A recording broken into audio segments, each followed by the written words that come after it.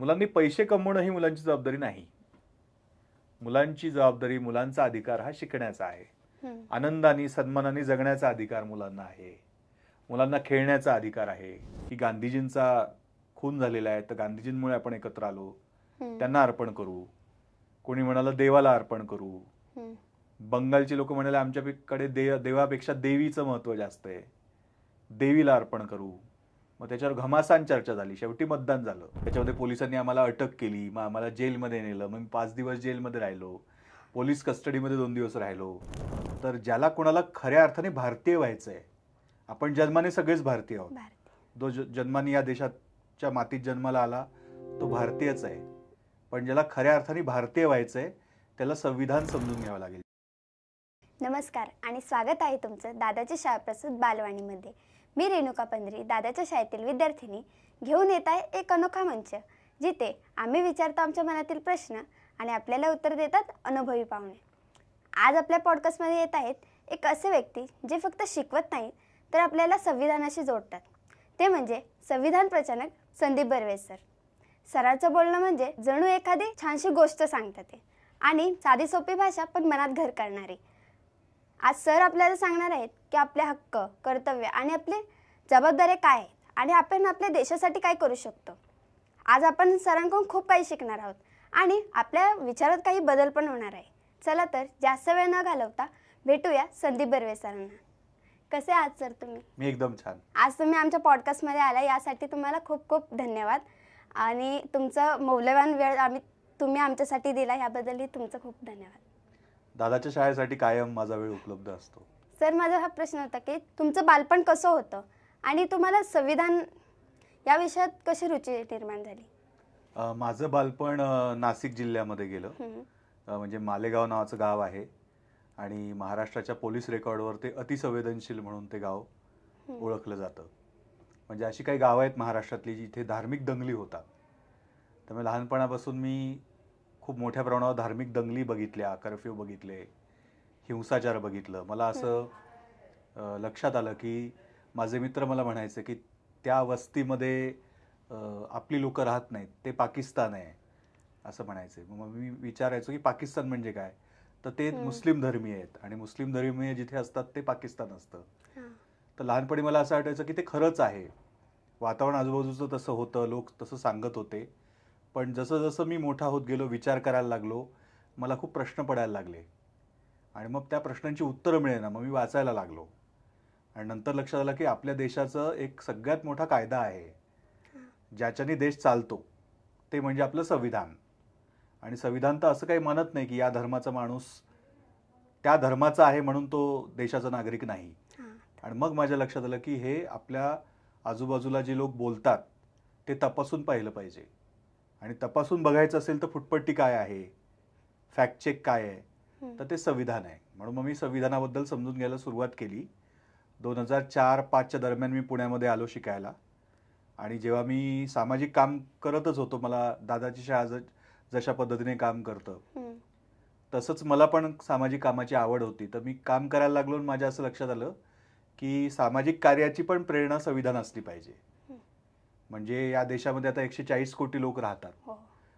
तर ज्याला कोणाला खऱ्या अर्थाने भारतीय व्हायचंय, आपण जन्माने सगळेच भारतीय आहोत. जो जन्माने या देशाच्या मातीत जन्माला आला तो भारतीयच आहे. पण ज्याला खऱ्या अर्थाने भारतीय व्हायचंय त्याला संविधान समजून घ्यावं लागेल. आणि या हेतूने मग मी संविधानाचा अभ्यास करायला लागलो आणि मग मी प्रशिक्षण घेतलं आणि मग प्रशिक्षण द्यायला लागलो. संविधानाचा प्रचार प्रसार करायला लागलो. संविधानाची पुस्तकं, प्रास्ताविका वाटायला लागलो. आणि मग त्याच्यातनं आम्ही अभ्यासक्रमसुद्धा, मी ज्या चळवळीचा भाग आहे संविधान प्रचारक लोक चळवळ, त्यांनी अभ्यासक्रम पण तयार केला. आणि ठिकठिकाणी आम्ही आता जातो, लोकांशी बोलतो, संविधान समजावून सांगतो आणि खूप मजा येते, मस्त वाटतं. म्हणजे मला माझ्या आयुष्यामध्ये जे काही प्रश्न पडतात किंवा कसं जगायचंय, कुठे जायचंय, काय करायचंय, याची उत्तरं संविधानामध्ये मला देऊन ठेवलेली आहेत. तर मला चांगला नागरिक व्हायचं असेल, चांगला माणूस व्हायचं असेल तर आपल्याला संविधान समजून घ्यावं लागेल. तर हा माझा प्रवास मालेगावपासून सुरू झाला. पुण्यामध्ये तो एका वेगळ्या दिशेने गेला आणि आता मी महाराष्ट्रभर फिरतो आणि संविधान शिकवत असतो. खूप छान सर. सर, तुम्ही संविधान प्रचारक आहात. मग हे संविधान प्रचारक म्हणजे नेमकं काय असतं आणि तुम्ही काय काम करता आताशी तुम्ही सांगितलं की तुम्ही संविधान चळवळ म्हणजे ते नेमकं काय? मी 2004-05 जेव्हा काम करायला सुरुवात केली, त्याच्या अगोदर मला सामाजिक काम म्हणजे काय वाटायचं, की शिक्षण द्यायचं किंवा मुलांना शिकवायचं किंवा पुस्तकं वाटायची, त्याची विक्री करायची. पण माझ्या आयुष्यामध्ये मी जेव्हा पुस्तकं वाचत होतो, तेव्हा माझ्या वाचनामध्ये एक पुस्तक आलं, येरवडा विद्यापीठातील दिवस.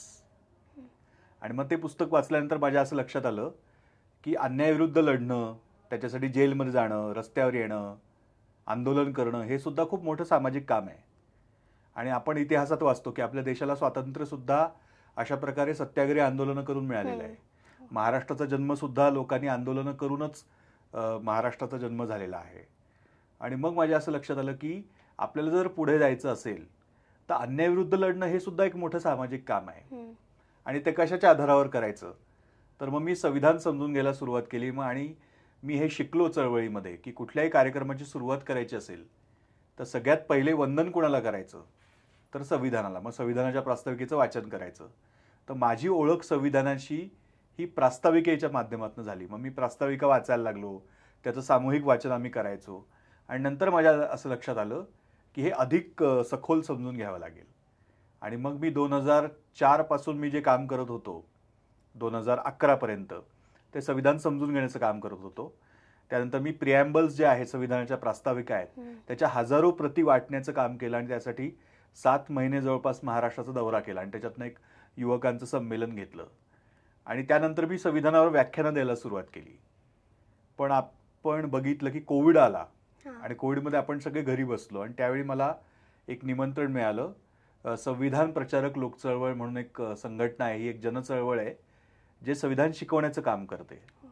आणि मग मी कोविडच्या काळामध्ये 2021 1 वर्षाचा अभ्यासक्रम पूर्ण केला. या 1 वर्षामध्ये मी 5 शिबिरं केली, निवासी शिबिरं होती आमची ती. 50 कार्यकर्ते आम्ही होतो आणि दर आठवड्याला ऑनलाईन मिटिंग्स चालायच्या. आणि त्याच्यातनं त्यांनी आम्हाला सगळं संविधान, महत्त्वाचं जे त्याच्यातला भाग आहे, आपले मूलभूत हक्क काय आहे, मूलभूत जबाबदाऱ्या काय आहेत, कर्तव्य काय आहेत, मार्गदर्शक तत्व काय आहेत, संविधान कसं तयार झालं, संविधानावर कोणाकोणाचा प्रभाव होता, हे सगळं समजून घ्यायला मला खूप ते उपयुक्त ठरलं. कारण आम्ही सगळेजण मिळून शिकत होतो. ती एक प्रकारची संविधानाची शाळाच होती आमची 1 वर्षाची.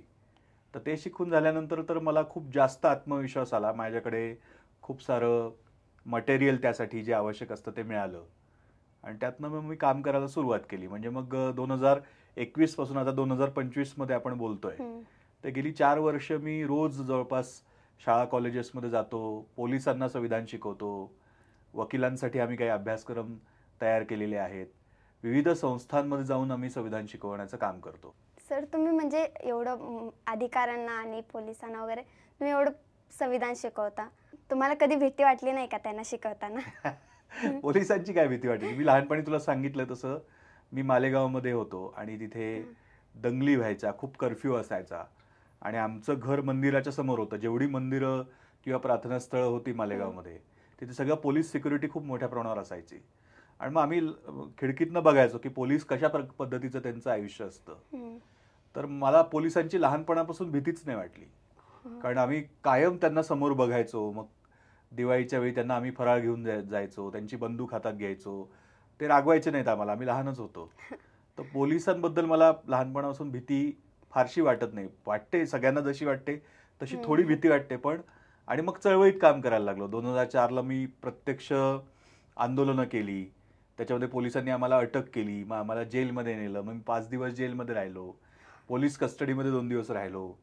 आणि तेव्हा माझ्या असं लक्षात आलं की पोलिसांशी आपण जर नीट संवाद साधला तर आपल्याला कधीच भीती वाटत नाही. पोलीस कोण आहेत? पोलीस हे आपल्यासारख्या घरांमधनं आलेले असतात. आणि त्यांचं काम काय असतं? तर त्यांचं काम असतं कायदा आणि सुव्यवस्था राखणं. आणि ते 24 तास समाजामध्ये खूप साऱ्या वाईट गोष्टी बघत असतात. त्यामुळे ते त्या पद्धतीने त्यांचं काम चालू असतं. पण आपण जर त्यांच्याशी मैत्री केली तर त्यांच्या इतकं माहितीचं भांडार कोणाकडेच नसतं. पोलीस जो समाज बघतात ते कोणीच बघू शकत नाहीत. आणि ते अक्षरशः 24 तास काम करतात. समाजात सगळ्यात जास्त काम करणारे जे काही गट आहेत त्यामध्ये पोलीस आहेत. आणि मी जे शिकवतो पोलिसांना संविधान, ते राज्य राखीव पोलीस दल म्हणून आहे. आणि हे राज्य राखीव पोलीस दल ठिकठिकाणी ते संघटित केलेलं असतं. त्यांचे कॅम्प्स असतात आणि जेव्हा एखादी मोठी घटना घडते आणि आता आपले जे नेहमीचे पोलीस स्टेशन मधले पोलीस आहेत यांच्याकडनं ते आवरणार नाही असं त्यांच्या लक्षात येतं, तेव्हा या फोर्सला बोलवलेलं असतं. आणि हा जो फोर्स असतो राज्य राखीव पोलीस दलाचा, याचं कामच हे आहे लॉ अँड ऑर्डर. ते बाकी कुठल्या केसेस बघत नाहीत, कुठलं तपास करत नाही, त्यांचं एकच काम आहे लॉ अँड ऑर्डर. तर त्यांना आम्ही संविधान शिकवतो की तुम्ही संविधानिक मूल्यांवर काम करायला पाहिजे प्रत्येकाने. आणि पोलीस कोण आहेत? तर पोलीस ही संविधानिक संस्था आहे. संविधानाने सांगितलंय की कायदा आणि सुव्यवस्था राखली पाहिजे, त्यासाठीचं काम हे पोलीस करतात. तर त्यांच्याशी जर तुम्ही छान संवाद केलात आणि त्यांना जर असं लक्षात आलं की हे लोक काही वाईट नाही आहेत, तर पोलिसांनी इतके चांगले मित्र कोणी नसतात. सर, मला हे विचारायचं होतं की तुम्ही संविधान प्रचारक हाच क्षेत्र का निवडला तुम्ही? म्हणजे तुम्हाला ह्यात आवड कशी निर्माण झाली? आता मी तुला सांगितलं तसं मला सगळ्या भारतीय लोकांशी नातं प्रस्थापित करायचं. 140 कोटी लोक या देशामध्ये आहेत. त्यातले जितके जास्तीत जास्त लोक माझ्या आयुष्यात येतील त्यांच्याशी जोडून घ्यायचं असेल तर मग मी कशाचा आधार घेऊ शकतो? तर मी संविधानाचाच आधार घेऊ शकतो. कारण मी फक्त हिंदू धर्माचा आधार घेतला तर या देशामध्ये 7 धर्म आहेत. हिंदू, मुस्लिम, सीख, ईसाई, बौद्ध, जैन, पारशी, ज्यू, 8 धर्म आहेत एकूण. तर मला जर सगळ्या धर्मांची मैत्री करायची असेल तर एकच माध्यम आहे, ते म्हणजे संविधानाचं. त्यामुळे मला सगळ्या धर्माचे, सगळ्या जातीचे, सगळ्या भाषा बोलणारे अशी जी माणसं आहेत त्यांच्याशी मैत्री करायला खूप आवडते. लहान मुलांची मैत्री करायला खूप आवडते. मग यांच्याशी मैत्री करायचं असेल तर माध्यम काय? जसं भाऊ बहीण एकमेकांना रक्षाबंधन मानतात, तर ती जी राखी आहे ते त्याच्यातलं एक माध्यम असतं. तसं प्रत्येक भारतीयाला दुसऱ्या भारतीयाशी जोडून घ्यायचं असेल तर माध्यम हे संविधान आहे. सर, तुम्ही आताशी सांगितलं की संविधान आपल्या आयुष्यात किती महत्वाचं आहे. मग हे संविधान म्हणजे नेमकं काय असतं? आपल्याला एकत्र यायचं असेल, काम करायचं असेल तर काहीतरी नियम लागतात. म्हणजे आता समजा तू बस स्टँडवर गेलीस आणि असं सांगितलं की ही शेवटची गाडी आहे, आता त्याच्यानंतर गाडी नाही तुझ्या गावाला जायला, तर काय होतं? खूप गर्दी होते, प्रचंड गर्दी होते. आणि मग लोक कसेही घुसतात, मग खिडकीतनं जातात, इकडून जातात, रुमाल टाकतात, मग त्याच्यावरनं भांडणं. पण जर समजा तिथे कंडक्टर असेल आणि कंडक्टर जर शिस्त लावणारा असेल तर काय होईल? तर प्रत्येकाला तो रांगेनी आतमध्ये सोडेल. मग तू जर कधी एसटीने प्रवास केला असेल किंवा तू गेलीस का एसटीने, तर एसटीने तू प्रवास केला तर तिथे ठिकठिकाणी पाट्या दिलेल्या असतात की ही महिलांची सीट आहे, ही पत्रकारांची आहे, ही स्वातंत्र्य सैनिकांची आहे. किंवा आता तू पुण्याच्या बसने प्रवास केला असेल PMPMLने, तर तिथे पूर्ण 50% जागा डाव्या बाजूच्या महिलांसाठी राखीव असतात. फक्त मुलीच बसतात तिथे, महिलाच बसतात. तर हे काय झाले? हे नियम झाले, ही शिस्त झाली.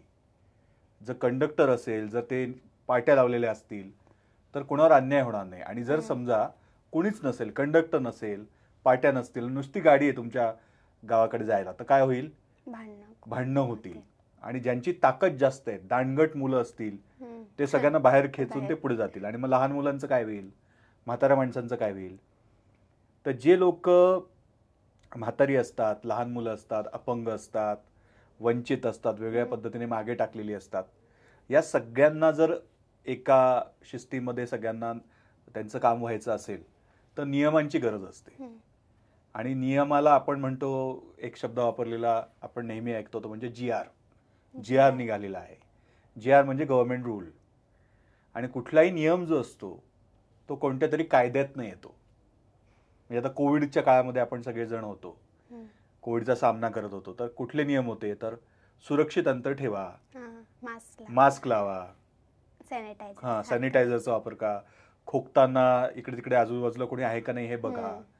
तर हे नियम कशात आले होते? हे आपत्ती व्यवस्थापन कायदा. असं सरकारला वाटलं कुठलाही नियम करायचा, असा कुठलाही नियम होत नसतो. कोणताही नियम हा कायद्यातनं होतो. आणि कायदा कोणता करायचा? कोणताही मनाला वाटेल तो कायदा करता येत नाही. तो कायदा कसा करायचा, कुठून करायचा, त्याची मूल्य काय असली पाहिजेत, याचं पुस्तक म्हणजे संविधान. जसं ST स्टँडचं मी उदाहरण दिलं, जसं शाहू महाराजांकडे काही लोक गेली होती की तुम्ही रिझर्वेशन दिलंय, मग समाज चालणार कसा? मग शाहू महाराज त्या लोकांना तबेल्यात घेऊन गेले आणि तिथे घोडे बांधलेले होते आणि चारा ठेवलेला होता आणि एकदम त्यांनी सगळे घोडे सोडले. तर काय झालं असेल? तर तो जो चारा होता, तो जे दांडगट घोडे होते त्यांनी खाऊन टाकला आणि जे कमजोर घोडे होते ते मागे राहिले.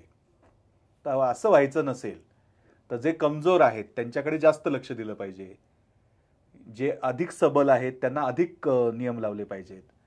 तर याच्यासाठी काही एक आचारसंहिता असावी लागते. तर याला म्हणतात संविधान. देश जेव्हा आपला स्वतंत्र झाला 1947ला, त्याच्या अगोदरपासून स्वातंत्र्य मिळणार हे लक्षात आलेलं होतं.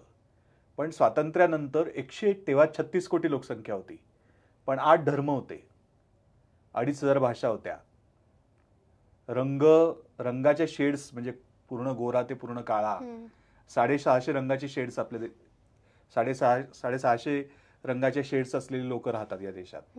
आता तू जर तुझ्या डोळ्यासमोर जम्मू काश्मीरचा माणूस आणलास आणि केरळचा माणूस आणलास, काय साम्य आहे का? रंग वेगळा, भाषा वेगळी. हा देश टिकेल कसा हे लोकांना प्रश्न पडला होता. कारण जगात असे देश नसतात.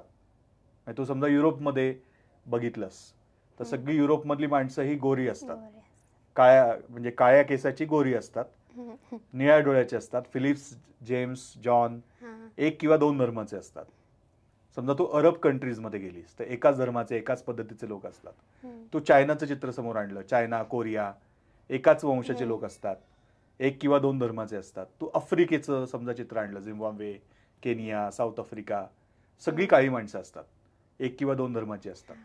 भारतात 8 धर्म आहेत, 650 रंग आहेत, 2,500 भाषा आहेत. तर ही माणसं एकत्र राहतील कशी? आणि ब्रिटिश सुद्धा म्हणत होते, आम्ही जर इथून निघून गेलो ना, तुम्ही एकत्र राहू शकणार नाही, तुमचे तुकडे होतील. आणि जगात असं झालेलं आहे. लोकांनी स्वातंत्र्य मिळवलं पण त्यांच्या देशाचे तुकडे झाले. आपल्याबरोबरच पाकिस्तान वेगळा झाला पण पाकिस्तानचे तुकडे झाले. पाकिस्तान, बांगलादेश वेगळं झालं, कोरियाचे 2 कोरिया झाले, जर्मनीचे 2 जर्मनी झाले. तर आपला भारत टिकावा यासाठी स्वातंत्र्याच्या अगोदर 1 वर्ष, नोव्हेंबर 1946 मध्ये या देशाचं संविधान लिहायला सुरुवात झाली की देशात सगळ्यांना एकत्र ठेवायचं असेल तर काहीतरी अशी एक गोष्ट लागेल. आणि मग ते 3 वर्ष ते संविधान लिहायला लागली. आणि स्वातंत्र्यानंतर, स्वातंत्र्य मिळालं 1947ला, पण संविधान लिहून पूर्ण झालं नोव्हेंबर 1949ला. आणि संविधानाप्रमाणे वाटचाल सुरू झाली जानेवारी 1950ला. आणि पहिली निवडणूक झाली 1952ला, म्हणजे 47 ते 52 ही जी संविधान सभा होती त्यांनी देशाचं राज्य चालवलं. लोकसभा, राज्यसभा आता आपण जसं बघतो तेव्हा फक्त संविधान सभा होती. तर संविधान आहे म्हणून आतापर्यंत आपण टिकलोय. नाहीतर पाकिस्तान सारखे आपले पण अनेक तुकडे झाले असते. हे तुकडे का नाही झाले? प्रत्येक राज्य वेगळं आहे. म्हणजे महाराष्ट्र 12 कोटीचा आहे आणि महाराष्ट्राचं जर तुम्ही आकारमान बघितलं देश म्हणून तर महाराष्ट्र इंग्लंडपेक्षा मोठा आहे. आकारमानाने तो 12 नंबरचा देश आहे. केरळ, तामिळनाडू, पंजाब हे युरोपातल्या देशांपेक्षा मोठी राज्य आहेत. तर ही राहिली कशी एकत्र? हा एक चमत्कारच आहे. पंजाबचा माणूस आणि तुम्ही आसामचा माणूस, काय साम्य आहे? काहीच नाहीये. राजस्थानचा माणूस आणि तामिळनाडूचा माणूस, काहीच साम्य नाही. भाषा केवढ्या वेगळ्या आहेत. असा देश असूच शकत नाही असं लोक म्हणले होते. तर ते संविधान त्याच्यासाठी तयार करण्यात आलं आणि त्या संविधानाप्रमाणे हा देश टिकून आहे. ओके सर, आता तुम्ही म्हणला की राजशाही आणि लोकशाहीचा उल्लेख केला. मग हे राजशाही आणि लोकशाहीमध्ये फरक काय आहे? खूप छान प्रश्न आहे. म्हणजे मला हा प्रश्न तू विचारला याच्याबद्दल मला खूप कौतुक वाटतं की हा प्रश्न का नाही पडत. खूप लोकांना हा प्रश्न पडत नाही. तर राजेशाही म्हणजे काय आहे? तर एक राजा आहे आणि तो जसं सांगेल तसं प्रजेला वागावंच लागेल. प्रजेला प्रश्न विचारण्याचा अधिकार नाहीये. प्रजा ही राजाची फॉलोअर आहे, ती निर्णय प्रक्रियेमध्ये नाही. त्यामुळे राजाच्या लहरीप्रमाणे सगळं चालायचं. जेव्हा आपल्या देशाला स्वातंत्र्य मिळणार होतं त्याच्या अगोदर स्वातंत्र्य कोणाला द्यायचं असा प्रश्न होता. कारण या देशामध्ये 650 राजे होते. तर राजेशाहीमध्ये सुद्धा असे काही राजे होते ज्यांनी लोकशाहीप्रमाणे काम केलं. म्हणजे आता राजांमध्ये आपण सगळ्यात जास्त कोणाला मानतो? तू छत्रपती शिवाजी महाराजांचं नाव घेतलं. छत्रपती शिवाजी महाराजांच्या पूर्वी सुद्धा अनेक राजे होऊन गेले, नंतरही अनेक राजे होऊन गेले. पण छत्रपती शिवाजी महाराजांचं नाव का घेतो आपण? कारण त्यांनी लोकशाही प्रमाणे काम केलं. म्हणजे त्यांचा जो कालखंड आहे त्या काळामध्ये इतके अत्याचार व्हायचे आणि ते सगळ्यात जास्त अत्याचार महिलांवर व्हायचे, शेतकऱ्यांवर व्हायचे. तर हा असा एक राजा होता जो महिलांच्या सन्मानासाठी लढला, हा शेतकऱ्यासाठी लढला, शिवाजी महाराजांनी तर पत्र लिहिलेलं आहे एका ठिकाणी की सैनिक काय करायचे की शेतामध्ये जायचे, तिथे तळ ठोकायचे, तंबू ठोकायचे आणि मग रात्री दिवा लावायचे. तर शिवाजी महाराजांचं पत्र आहे की उंदरं फिरत असतात जमिनीवर आणि मग त्या उंदरांच्या तोंडात जर ती वात गेली आणि ते उंदीर इकडे तिकडे फिरले तर ते शेत जळेल त्यांनी. तर तुमचं काम झाल्यानंतर तो दिवा बंद करा, इतकं काळजी करणारा हा राजा होता. किंवा तुम्ही जाल कुठल्याही गावामध्ये, त्या काळामध्ये सैनिक जायचे तर ते लुटालूटच करायचे, लोकांवर अत्याचार करायचे.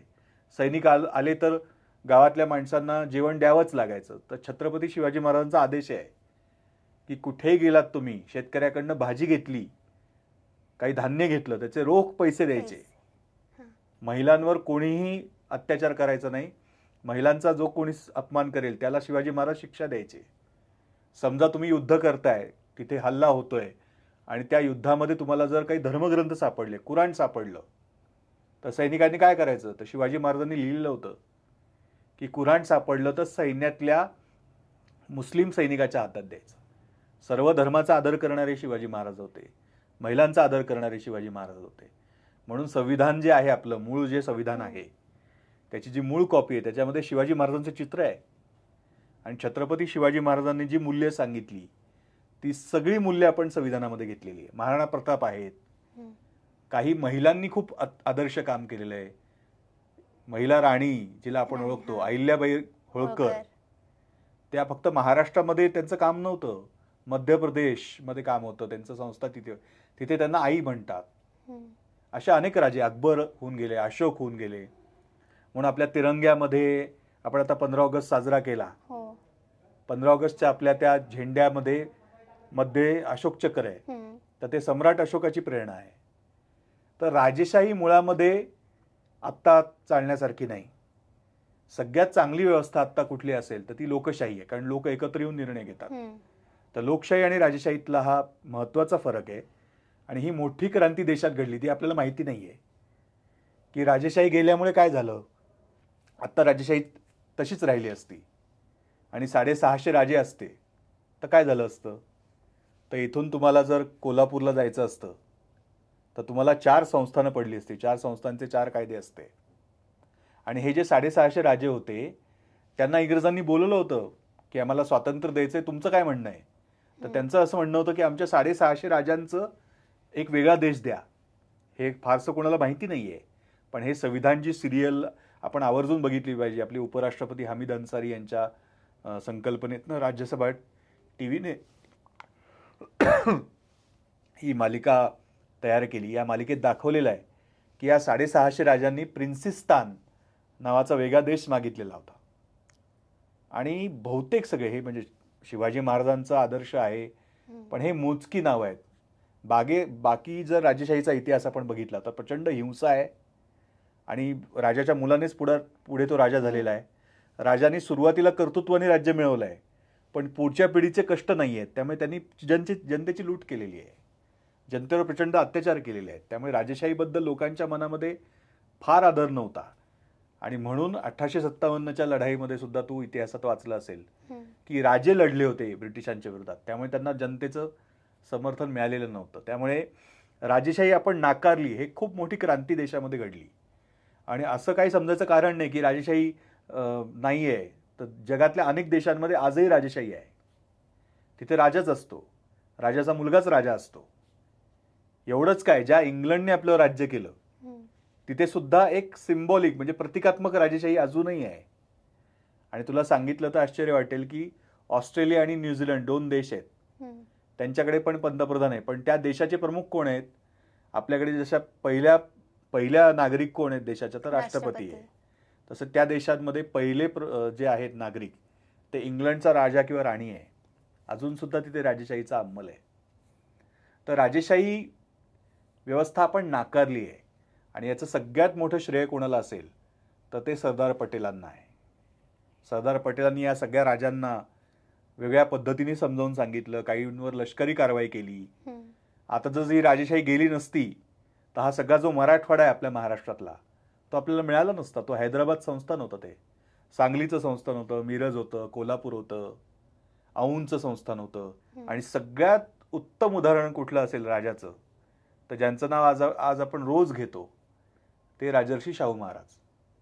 म्हणजे संविधानामध्ये तुम्ही जेवढे कायदे आता बघता ते त्यांनी त्यांच्या संस्थानात केलेले होते. म्हणजे आता सक्तीचा शिक्षणाचा कायदा RTE हा शाहू महाराजांनी कोल्हापूरमध्ये आधीच केलेला आहे. शाहू महाराजांनी काय काय केलं, एका राजांनी किती आदर्श राज्य केलं. छत्रपती शिवाजी महाराजांनंतर जर कोणाचं नाव घ्यायचं असेल तर ते शाहू महाराजांचं आहे. इतकं उत्तम काम. छत्रपती संभाजी महाराजांचं काम खूप प्रेरणादायी आहे. अर्थात आता आपण छावा बघितला असेल तर छत्रपती संभाजी महाराजांनी शिवरायांच्या स्वराज्याचं रक्षण करण्याचं काम केलं आणि हे स्वराज्य इंग्रजांच्या राजवटीमध्ये लोकांचं काम कसं करायचं याचा एक आदर्श शाहू महाराजांनी घालून दिला. त्यामुळे राजेशाही मधली चांगली गोष्टी आपण घेतलेल्या आहे. राजेशाही पूर्ण नाकारलेली नाही.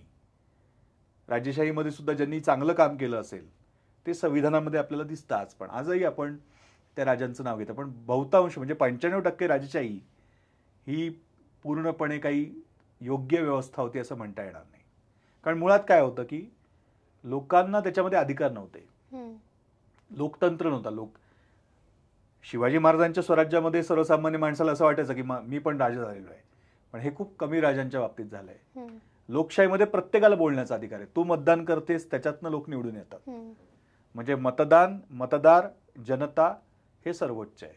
हे राजेशाहीमध्ये तुम्हाला कधीच दिसणार नाही. म्हणून ज्या ज्या देशांमध्ये आत्ताही राजेशाही आहे त्या देशांमध्ये अजून सुद्धा लोकांचे प्रश्न सुटत नाहीत.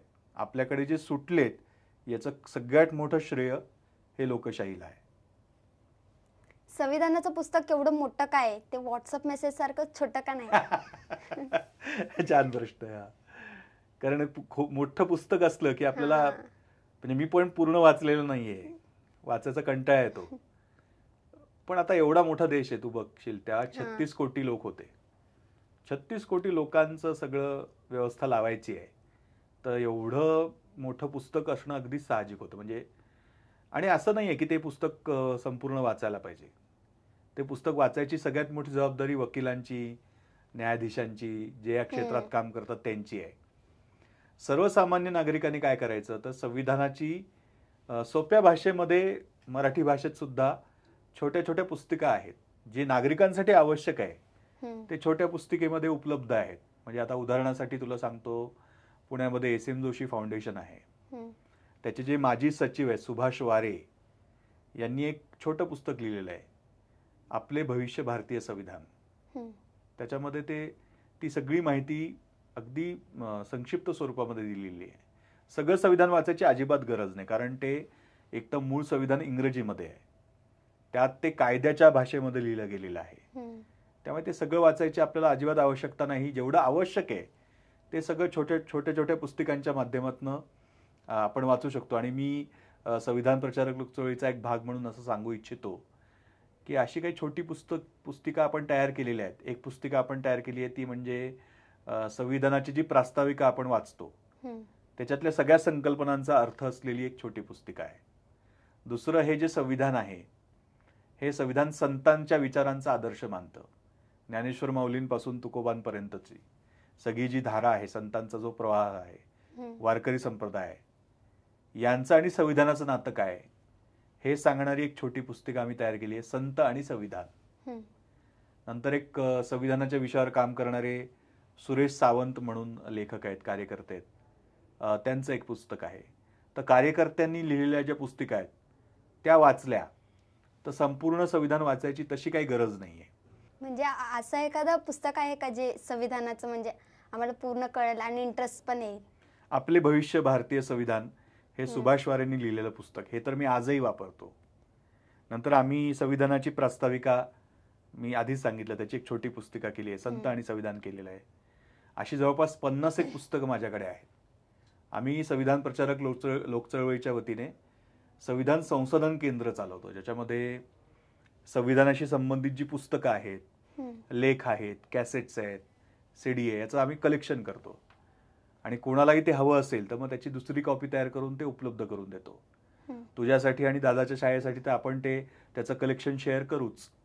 तर अशी जवळपास 50 पुस्तकं आहे. त्यामुळे संविधान समजून घ्यायला सध्या सगळ्यात अनुकूल काळ आहे. कारण खूप मटेरियल, खूप साहित्य संविधानावरचं तयार होत आहे. संविधान कोणी लिहिलं आणि ते लिहायला किती दिवस लागले? आपण अनेक गाण्यांमध्ये ऐकलं असेल 2 वर्ष 11 महिने 18 दिवस, हम्म. साधारणपणे 3 वर्ष लागले. आणि ते संविधान लिहिण्यासाठी हम्म. जसं आता आपण लोकसभा बघतो, राज्यसभा बघतो, एकूण 550 खासदार आहेत आता आपल्या संसदेमध्ये. हम्म. तर संविधान लिहिण्यासाठी एक निवडणूक झाली 1945च्या सुमारास झाली असेल ती. आणि 1946ला ती निवडणूक संपली आणि जवळपास 300हून अधिक लोक निवडून आले संविधान सभेचे. काही लोक निवडून आले आणि राजेशाही जे मी तुला सांगितलं, राजे होते, त्यांनी त्यांचे प्रतिनिधी पाठवले होते. आणि मग संविधान 1946 साली लिहायला सुरुवात झाली. त्याला म्हणतात संविधान सभा. आणि 300हून अधिक जे लोक होते, त्यानंतर फाळणी झाली. संविधान लिहित असतानाच आपल्या देशाची फाळणी झाली. आणि मग फाळणी म्हणजे भारत आणि पाकिस्तान वेगळे झाले. देशाचे 2 तुकडे झाले स्वातंत्र्य अगोदर. आणि मग जे लोक निवडून आले होते आणि जे पाकिस्तानमध्ये गेले, मग त्यांनी पाकिस्तानचं संविधान लिहिलं. आणि भारताचं संविधान लिहिताना जवळपास 298 लोक होते. म्हणजे 300च्या आसपास लोकांनी एकत्र बसून 3 वर्ष चर्चा करून, भांडून, मतदान करून हे संविधान लिहिलं. म्हणजे मी सांगितलं आणि तू ते लिहिलं असं नाही झालेलं. 300 लोक बोलत राहिले, चर्चा केल्या. मग त्यांच्यामध्ये खूप मतभेद होते, खूप भांडणंही त्यांची झाली. आणि मग जेव्हा भांडणं व्हायची, एकमत व्हायचं नाही, तेव्हा आता काय होतं लोकसभेमध्ये, राज्यसभेमध्ये एकमत होत नसेल तर मतदान होतं. तू बघितलं असेल की ते लोकसभा राज्यसभेमध्ये खासदार आवाजी मतदान असतं. म्हणजे आवाजाने हो किंवा नाही सांगतात किंवा बटन दाबतात. तर तसं त्यावेळी पण झालं. आणि मग मतदानातनं अनेक निर्णय झाले. म्हणजे आता एक निर्णय असा होता की संविधान लिहून पूर्ण झालं. साधारणपणे 25-24 नोव्हेंबरच्या आसपासची घटना आहे की आता कुठलंही पुस्तक लिहून पूर्ण झालं की आपण काय करतो की ते कुणाला तरी ते पुस्तक अर्पण केलेलं असतं. कुणी आईला अर्पण करतं, कुणी गुरुला अर्पण करतं, कुणी त्यांच्या मार्गदर्शकाला अर्पण करतं. तर हे संविधान अर्पण कोणाला करायचं अशी चर्चा झालेली आहे. त्याच्यामध्ये खूप चर्चा झाली. एकाने सांगितलं की गांधीजींचा खून झालेला आहे, तर गांधीजींमुळे आपण एकत्र आलो, त्यांना अर्पण करू. कोणी म्हणालं देवाला अर्पण करू. बंगालची लोक म्हणाले आमच्याकडे देवापेक्षा देवीचं महत्व जास्त आहे, देवीला अर्पण करू.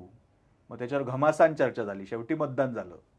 काही लोक असं म्हणाले की आपण कुठल्याही देवाला किंवा महान माणसाला हे अर्पण करायचं नाही. तर काय होतं, आपण त्यांचं नाव घेतो आणि आपण आपली जबाबदारी विसरून जातो. तर आपण आईची शपथ घेतो ना की आईची शपथ मी खरं बोलतोय, तर आईवर जबाबदारी पडते, आपल्यावर नाही येत. तर मी माझी शपथ घ्यायला शिकलं पाहिजे, हे आपल्याला संविधानाने शिकवलं. याच्या पुढे कधी पण तू खरं बोलते का खोटं बोलते, तर मी माझी शपथ घेते असं म्हणायचं. तर संविधान निर्माण करणाऱ्या लोकांनी स्वतः शपथ घेतली आहे की हे आम्ही स्वतःला अर्पण करतो. तर याच्यावर काही लोक म्हणाले की देवाला नको, महामानवाला नको, आपण स्वतःला अर्पण करू. पण खूप भांडणं झाली, खूप चर्चा झाली, एकमत होईना. मग मतदान झालं की देवाला आणि महामानवाला का स्वतःला. आणि मग स्वतःला अर्पण करायचं, या मताचा विजय झाला. आणि हे संविधान स्वतःला अर्पण केलं गेलं. हे जगातलं सगळ्यात क्रांतिकारक संविधान आहे. याचं कारण जगातल्या इतर देशांमधलं जे संविधान आहे ते एकतर देवाला अर्पण केलं गेलेलं आहे किंवा ते एखाद्या महान माणसाला अर्पण केलेलं आहे. आपल्या देशाचं संविधान हे आपण स्वतःला अर्पण केलं आहे. मग जेव्हा आपण स्वतःला अर्पण केलेलं असतं तेव्हा त्या संविधानाप्रमाणे वागण्याची जबाबदारी कोणाची आहे? आपली आहे. म्हणून ते क्रांतिकारक आहे. हे माहितीच नाही आपल्याला. हे जर संविधान आपल्याला कळलं तर ही खूप मोठी ताकद आहे, ज्या ताकदीच्या आधारे आपण खूप मोठा बदल घडवून आणू शकतो. जेव्हा म्हणजे डॉक्टर बाबासाहेब आंबेडकर संविधान लिहित होते तेव्हा त्यांची भूमिका काय होती त्यात? मी म्हणजे मगाशी तुझ्या प्रश्नाचं उत्तर देताना बाबासाहेबांचं नाव घेतलं नाही. आणि हा खूप मोठा अन्याय होईल बाबासाहेबांवर. कारण बाबासाहेब आंबेडकर नसते तर संविधान लिहिलं गेलं असतं. म्हणजे काय, संविधान लिहिणं काय तशी काय फार अवघड गोष्ट नाही आहे. पण संविधान जे टिकलं आजपर्यंत आणि ते जगातलं सगळ्यात चांगलं संविधान आहे, याचं सर्व श्रेय बाबासाहेब आंबेडकरांना आहे. म्हणून त्यांना संविधानाचे शिल्पकार म्हणतात. आणि खूप देश असं म्हणतात की आम्ही सुद्धा लोकशाही स्वीकारली, पण आमच्या देशामध्ये लोकशाही टिकली नाही. याचं कारण आमच्याकडे आंबेडकर नव्हते. तर संविधान लिहिण्यामध्ये सगळ्यात मोठं योगदान हे बाबासाहेब आंबेडकरांचं आहे. नेहरूंचं आहे, गांधींचं आहे, पण नंबर 1 कोणाला श्रेय द्यायचं असेल तर ते डॉक्टर बाबासाहेब बाबासाहेब. आंबेडकरांना. याचं कारण बाबासाहेब आंबेडकरांनी आयुष्यभर जे काम केलेलं होतं, आंदोलनं केलेली होती, दगड खाल्ले होते, लोकांचे शिव्या झेललेल्या होत्या, त्यांनी अनेक संघर्ष केलेला होता आणि त्यांच्यासारखी पार्श्वभूमी कोणाचीच नव्हती. तर सगळी तू बघितलं स्वातंत्र्याचा इतिहास, तर सगळे नेते मंडळी जवळपास सगळे वकील होते, बॅरिस्टर होते. गांधी वकील होते, नेहरू होते, सरदार पटेल होते, सगळे जवळपास वकील होते. तर संविधान प्रत्येकाने लिहिण्याचं, नेहरूंनी सुद्धा संविधान लिहिलं असतं, पण बाबासाहेबांनी ते लिहिलं. त्यामुळे देशातले सगळे जे दलित होते, अल्पसंख्याक होते, मी तुला सांगितलं तसं 8 धर्म होते, 2,500 भाषा होत्या, आदिवासी होते, महिला होत्या, या सगळ्यांना न्याय मिळवून द्यायचा असेल तर ज्यांनी सगळ्यात जास्त अन्याय सोसलाय त्यांनी न्यायाची भाषा केलेली आहे. आणि बाबासाहेबांनी सगळ्यात जास्त अन्याय सोसला होता, सगळ्यात जास्त त्रास त्यांना झालेला होता. आणि ते गौतम बुद्धांचे अनुयायी होते, त्यामुळे त्यांना ज्यांनी कोणी त्रास दिला त्यांना त्यांनी परत त्रास नाही दिला. त्यांनी तो समाजावर होणारा त्रासच दूर करणारा कायदा लिहिला. म्हणजे आता आज आपण अनेक जण अमेरिकेबद्दल आपल्याला आकर्षण असतं. अमेरिकेमध्ये 200-250 वर्ष लोकशाही आहे, पण अमेरिकेमध्ये आजपर्यंत कुठलीही महिला ही राष्ट्रप्रमुख झालेली नाही. आजपर्यंत एकही महिला अमेरिकेची अध्यक्ष झालेली नाही. आत्ता भारतात महिला राष्ट्रपती आहे. याच्या अगोदर प्रतिभाताई पाटील राष्ट्रपती होत्या, इंदिरा गांधी पंतप्रधान होत्या, ज्यांनी पाकिस्तानचे 2 तुकडे केले. तर जे अमेरिकेत नाही झालेलं ते भारतात झालेलं आहे. आता हे कसं काय झालं, महिलांना एवढं स्थान कसं काय मिळालं? याचं कारण अमेरिकेमध्ये, इंग्लंडमध्ये महिलांना पहिल्या दिवसापासून मतदानाचा अधिकार नव्हता. काळ्या माणसांना मतदानाचा अधिकार नव्हता. 1962-63च्या सुमारास काळ्या माणसांना मतदानाचा अधिकार मिळाला. इंग्लंडमध्ये महिलांना मतदानाचा अधिकार मिळवण्यासाठी 100-150 वर्ष आंदोलनं करावी लागली. आपल्या भारतामध्ये जेव्हा आपल्याला स्वातंत्र्य मिळालं, पहिली निवडणूक 1952ला झाली. त्याच्या अगोदर 1951ला मतदार यादी तयार झाली. 36 कोटी लोकसंख्येतल्या मतदारांची नावं त्याच्यामध्ये आली आणि पहिल्या दिवसापासून महिलांना मतदानाचा अधिकार मिळाला. इंग्लंडमध्ये सुद्धा 100-150 वर्ष लागली, अमेरिकेत 200 वर्ष लागली, भारतात पहिल्या दिवसापासून मतदानाचा अधिकार मिळाला. म्हणून एखादी महिला जी मतदान करू शकते, जी लोकशाहीमध्ये तिला काहीतरी अधिकार मिळतात, तीच पंतप्रधान होऊ शकते. उद्या जर तुला काम करायला संधीच नाही मिळाली, पुढे जायची संधीच नाही मिळाली, प्रश्न विचारण्याची संधी नाही मिळाली, एखाद्या सामाजिक उपक्रमात सहभागी होण्याची संधी नाही मिळाली, तू काहीच करू शकणार नाहीस. तर तो तुला जो अधिकार मिळाला तो संविधानामध्ये बाबासाहेब आंबेडकरांमुळे मिळाला. त्यामुळे या देशातल्या सगळ्या महिलांनी, सगळ्या मुलींनी रोज बाबासाहेबांचं नाव घेतलं पाहिजे, कारण त्यांच्यामुळे हे सगळं घडलं आहे की एका संविधानाखाली आपण 75 वर्ष पूर्ण केलेली आहेत. आता आपण 76व्या वर्षामध्ये पदार्पण केलेलं आहे. आपण स्वातंत्र्य दिन सुद्धा 78वा 19व्या साजरा करतोय. हे जगात कुठेच घडलेलं नाही. एका संविधानाखाली कुठल्याच देशाने 76 वर्ष 75 वर्ष पूर्ण केलेली नाही. आता हे आपल्याला माहिती नाही, कारण आपल्यापर्यंत ते पोहोचत नाही. तर ते पोहोचून देण्याचं काम आम्ही करण्याचा प्रयत्न करतो. दादा, म्हणजे डॉक्टर बाबासाहेब आंबेडकरांनी शिक्षणाला एवढं महत्त्व का दिलं? त्यांच्या असं लक्षात आलं की आपल्या सगळ्यांना जर एका पातळीवर यायचं असेल आणि सगळ्यांना समानतेची वागणूक मिळावं असं आपल्याला हवं असेल तर शिक्षण हा एकमेव पर्याय. आणि तो पुन्हा एकदा त्यांच्या वडिलांचा प्रभाव होता. त्यांच्या वडिलांनी त्यांना सांगितलं होतं की आपलं नुकसान का झालं, कारण आपल्याकडे शिकली मुलं पण खूप जास्त नाही शिकले. तर शिक्षण हा एकमेव मार्ग आहे जिथे तुम्ही आंतरराष्ट्रीय पातळीवरचं काम करू शकता. आणि तो मंत्र बाबासाहेबांनी लक्षात ठेवला आणि आयुष्यभर शिकत राहिले. म्हणजे त्यांच्या पदव्या तर अजून आपल्याला नीट मोजता येत नाहीत, पण ते शेवटपर्यंत अभ्यास करत होते. जेव्हा म्हणजे संविधान जेव्हा लिहित होते तेव्हा तिथलं वातावरण कसं होतं? खूप अडचणी होत्या, आव्हानं होती. आता तू असं बघतेस की समाजामध्ये जाती धर्मावरून खूप लोक एकमेकांच्या विरुद्ध द्वेष पसरवत आहेत, दंगली होत आहेत ठिकठिकाणी. त्यावेळी तर खूप मोठ्या दंगली झालेल्या आहेत. म्हणजे फाळणी झाली, भारत पाकिस्तान वेगळे झाले, त्याच्या अगोदर अनेक दिवस या देशामध्ये प्रचंड दंगली झाल्या. हिंसाचार, रक्तपात, लाखो लोक मेलेले आहेत, हत्या झालेल्या आहेत. आणि हे सगळं वातावरण अत्यंत चिंताजनक होतं. त्या परिस्थितीमध्ये संविधान लिहिलं गेलेलं आहे. म्हणजे एका अर्थाने युद्धभूमीवरचं ते संविधान आहे. त्याचबरोबर संविधान समितीमध्ये जे लोक होते, संविधान सभेमध्ये, ते सगळ्या विचारधारांचे लोक होते, सगळ्या पक्षांचे लोक होते. प्रत्येकाची मतं वेगवेगळी होती. त्याच्यावरनं खूप संघर्ष पण व्हायचा, भांडणं व्हायची. पण बाबासाहेबांच्या समोर हे आव्हान होतं की सगळ्यांना ते पटवून कसं द्यायचं. आणि त्यांच्या मनातल्या अनेक गोष्टी त्यांना नाही करता आल्या. म्हणजे बाबासाहेबांच्या पूर्ण विचारांचं हे संविधान नाहीये. काही गोष्टी त्यांना मागे सोडून द्याव्या लागल्या. कारण सगळ्यांना सोबत घेऊन पुढे जायचं असेल तर आपल्या सुद्धा बऱ्याचशा गोष्टी सोडून द्याव्या लागतात. मग त्यात संविधानात मुलांच्या हक्कासाठी काही खास लिहिलं आहे? हा, संविधानामध्ये लहान मुलांच्या संदर्भामध्ये खूप गोष्टी आहेत. मुलांचे अधिकार आहेत. त्याच्यामध्ये सगळ्यात महत्वाचा अधिकार शिक्षणाचा आहे. कोणतंही, आता तर तो कायदा झालेला आहे, पूर्वी तो कायदा पण नव्हता. तर मुलांना कोणतंही काम सांगणं, म्हणजे बाल कामगार प्रथा, कारखान्यांमध्ये त्यांच्याकडनं काम करून घेणं, मुलांनी पैसे कमवणं ही मुलांची जबाबदारी नाही. मुलांची जबाबदारी, मुलांचा अधिकार हा शिकण्याचा आहे. आनंदाने सन्मानाने जगण्याचा अधिकार मुलांना आहे. मुलांना खेळण्याचा अधिकार आहे. त्यामुळे बाल हक्क नावाची एक वेगळी सनद सुद्धा आपल्याला असं दिसतं की त्याचा कायदा झालेला आहे.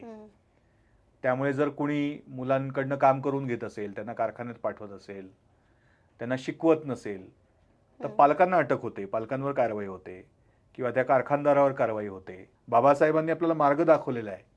पण आपल्याला सुद्धा बाबासाहेबांसारखं काम करावं लागेल. कायद्याची अंमलबजावणी करायला. महाडमध्ये सुद्धा कायदा झाला होता की सगळ्यांना पाणी पिण्याचा अधिकार आहे, पण कोणाला पाणी पिऊ दिलं जात नव्हतं. तर नुसता कायदा करून नाही चालत, तर प्रत्यक्ष तो कायदा, त्याची अंमलबजावणी व्हावी यासाठी प्रयत्न करावे लागतात. आणि ते लहान मुलांच्या हक्कांबद्दल करायची गरज आहे. जर तुम्हाला एक कायदा कोणता तरी बदलायचा असेल तर तुम्ही काय बदलाल? नाही, मला तर असं वाटतं की आत्ताचं आपण संविधानाबद्दल एवढं बोलतोय आणि त्याच्यातनं बऱ्याचदा असं लक्षात येतं की लोकांना माहितीच नाहीये. तर मला असं वाटतं की संविधान समजून घेतलंच पाहिजे आणि संविधानाचा अभ्यासक्रम असला पाहिजे. आणि संविधान वाचल्याशिवाय, संविधान समजून घेतल्याशिवाय तुम्हाला तुमच्या कुठल्याही सरकारी गोष्टी मिळणार नाहीत. असा जर काही कायदा आपल्याला करता आला की संविधान हक्क कायदा, संविधान प्रत्येकाला सांगितलंच पाहिजे, अशा प्रकारचा कायदा करायला पाहिजे. त्याच्यातनं जागृती मोठ्या प्रमाणावर होईल आणि आपल्यासारख्याही लोकांना, खूप लोकांपर्यंत पोहोचता येईल. सर, आता आपण रॅपिड राऊंडकडे वळूया. मी काही तुम्हाला एक प्रश्न विचारणार, त्याचे उत्तर तुम्ही एका वाक्यात द्या. सर, तुमचं आवडतं पुस्तक किंवा चित्रपट कोणतं आहे? आवडता चित्रपट शोले. म्हणजे तुमची लहानपणीतील एखादी आठवण असेल मजेशीर, ती कोणती आहे? हा, लहानपणी मी एकदा शाळेतनं बाहेर आलो, सुटली शाळा, आणि मला सांगितलं माझ्या मित्रांनी की गणपती दूध पितोय. आणि मग मी घरी गेलो. मी त्या पूजा करायचो. मी पण गणपतीची मूर्ती हातात घेतली, पाणी त्याला प्राशन आणि त्याने प्यायलं. आणि मी माझ्या गल्लीतल्या सगळ्या मुलांना, सगळ्या घरातल्या लोकांना सांगितलं की गणपती दूध पितोय. मग सगळीकडे हे पसरलं. आणि मग दुसऱ्या दिवशी सकाळी आमचे विज्ञानाचे शिक्षक फार चांगले होते. त्यांनी सांगितलं की असं काही कोणी मूर्ती दूध पित नसतं, देव दूध पित नसतो. तर त्या मूर्तीचे, त्या मातीचे गुणधर्म असतात म्हणून पाणी किंवा दूध आत जातं. मग मला कळलं की अरे, मी अंधश्रद्धेला कोणाच्या तरी बळी पडलोय, अफवेला बळी पडलो. अफवा हे फार डेंजर असतं. तुम्हाला म्हणजे संविधानात कोणता कायदा सगळ्यात जास्त आवडतो? मला पूर्ण संविधानच आवडतं, पण त्याच्यातला एक कायदा जर असं आपल्याला म्हणायचं असेल तर माहितीच्या अधिकाराचा कायदा आहे, राईट टू इन्फॉर्मेशन. ज्याच्यामुळे आपल्याला कुठल्याही सरकारी कार्यालयातली कागदपत्र, माहिती, अगदी जी गोपनीय असतात ती सुद्धा वाचायला, अभ्यास करायला मिळू शकतात. तर माहितीचा अधिकार हे खूप मोठा, महत्वाचा त्याचा कायदाच आहे, राईट टू इन्फॉर्मेशन ऍक्ट. दादा, कोणत्या एका सवयीमुळे तुम्ही इतरांपेक्षा वेगळे आहात? मी आनंदी राहण्याचा प्रयत्न करतो. आणि मला खूप लोक असे दिसतात की जे थोडेसे दुःखी असतात. का कोण जाणे, माझ्या आईचा माझ्यावर प्रभाव आहे का काय आहे, पण मला आनंदी राहायला आवडतं. आणि मला असं लो किंवा असं असं निराश नकारात्मक अजिबातच आवडत नाही. माझा हा गुण आहे असं मला वाटतं. अनेक लोकांनी मला तो फीडबॅक दिलेला आहे.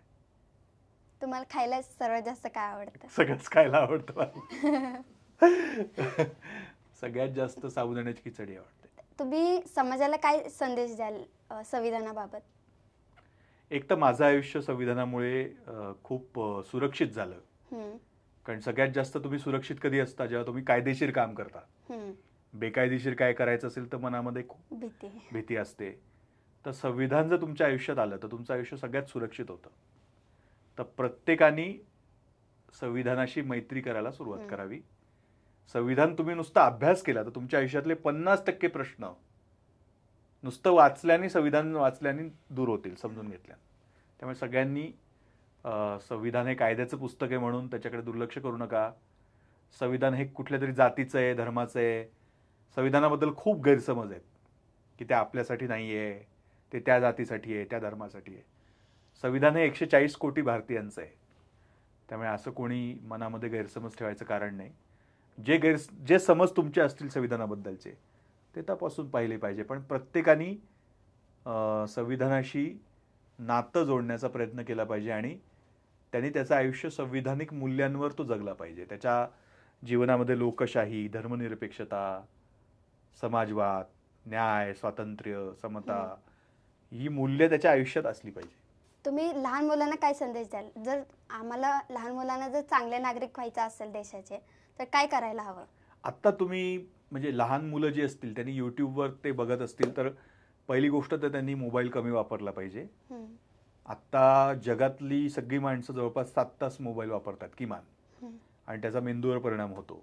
मोबाईल वाईट नाही आहे, तो आपला मित्र आहे, पण मित्राबरोबर खेळतच राहिलात तुम्ही तर तुम्ही अभ्यास नाही करणार ना. तर तुम्ही मोबाईल हा 1 किंवा 2 तास, काही अगदी छोटी मुलं असतील त्यांनी तर अजिबातच नाही वापरायचा आहे.